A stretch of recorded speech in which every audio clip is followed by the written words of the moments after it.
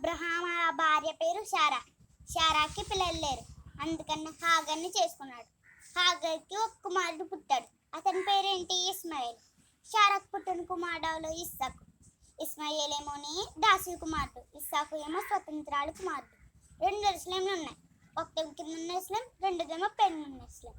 అసలు ఎరుసలేం అంటే ఏంటి? దేవుని పట్టణము, పరిశుద్ధ పట్టణము. కింద ఉన్న ఎరుసలేం ఏమోని దాసత్వంలో ఉన్నది, పైన ఉన్న ఎరుసలేం ఏమోని స్వతంత్రంగా ఉన్నది. అసలు దాసత్వం అంటే ఏంటి? వెట్టి పనులు చేయడం, వాళ్ళు ఇచ్చే తిండి కోసం ఎదురు చూడడం, వాళ్ళు ఇచ్చే వస్త్రాల కోసం ఎదురు చూడడం, ఇది దాసత్వం అంటే.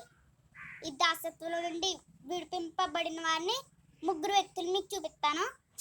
ఒకటేమో హాగర్ దాసత్వం, రెండోదేమో యోసేపు దాసత్వం, మూడోదేమో ఇశ్రాయేలు దాసత్వం.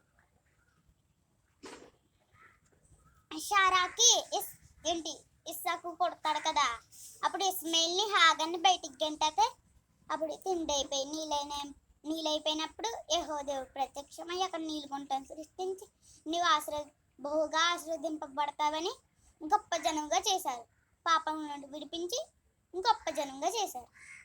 రెండోది ఏంటంటే యోసేపు దాసత్వం. యాకోబుకి 12 మంది కుమారులు ఉంటారు కదా, దాంట్లో చిన్న కొడుకేమో బెన్యామిన్ ఇంట్లోనే ఉంటాడు. అప్పుడు యోసేపుకి కొన్ని కళలు వచ్చేవి. అన్నయ్యలందరూ నన్ను మొక్కుతున్నట్టు అలాంటి కళలు వచ్చేవి. అప్పుడు అన్నయ్యలందరూ చిరాకు పడేవారు. ఒకరోజు అన్నయ్యలందరూ కలిసి యోసేపుని ఒక గుంటలోకి తోసేస్తారు. మళ్ళీ ఆ గుంటలో నుండి తీసి ఐగుప్తు దేశానికి అమ్మేస్తారు, దాసత్వానికి అమ్మేస్తారు. అప్పుడు రాణి అతని మీద నింద వేసి జైల్లో పెడుతుంది. అప్పుడు రోజుకు ఒక కళ వస్తుంది. ఆ కళకు భావం ఎవరు చెప్తారంటే ఎవరో చెప్పలేకపోయారు. అప్పుడు యోసేపుని పిలిచి చెప్పమంటే యోసేపు ఆ కళకు భావం మొత్తం చెప్పేస్తాడు. అప్పుడు ఈ రాజ్యానికి తలగా నియమించారు.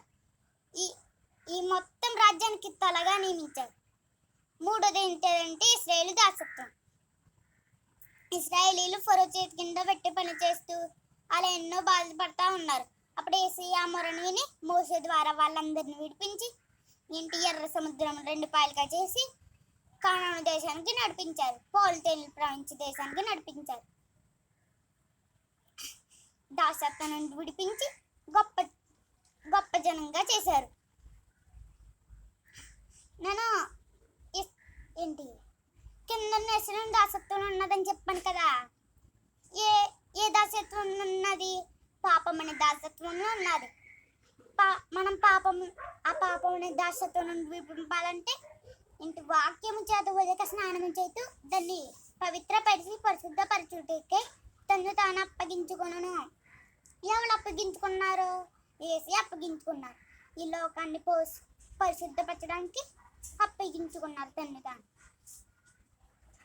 అందుకనే మనం దేవుని రక్తం చేత, యేసయ్య రక్తం చేత మనం కడగబడి పైన ఎరుసలేంకు వారసులం అవుదాం. ఈ చిన్ని వాక్యం దేవుడు దీవించింది కాక. అదే